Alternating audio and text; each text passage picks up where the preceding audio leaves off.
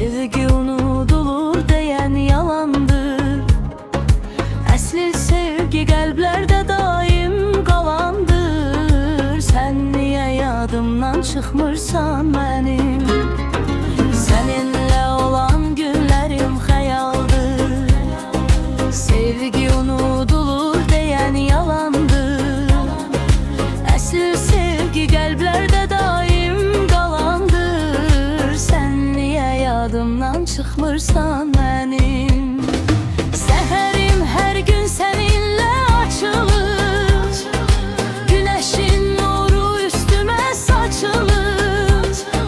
Sənsiz yenə də qəlbim parçalanır. Sən niyə yadımdan çıxmırsan mənim? Sən niyə yadımdan çıxmırsan mənim?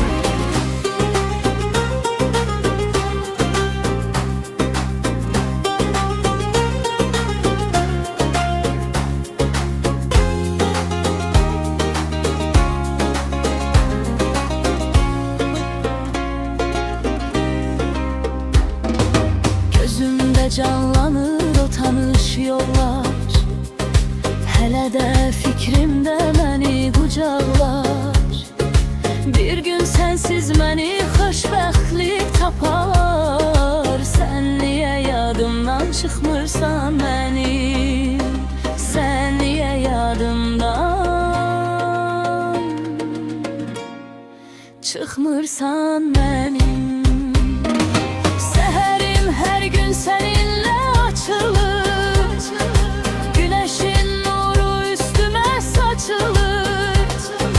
Sənsiz yenə də qəlbim parçalanır. Sən niyə yadımdan çıxmırsan mənim? Sən niyə yadımdan çıxmırsan mənim? Sən niyə yadımdan çıxmırsan?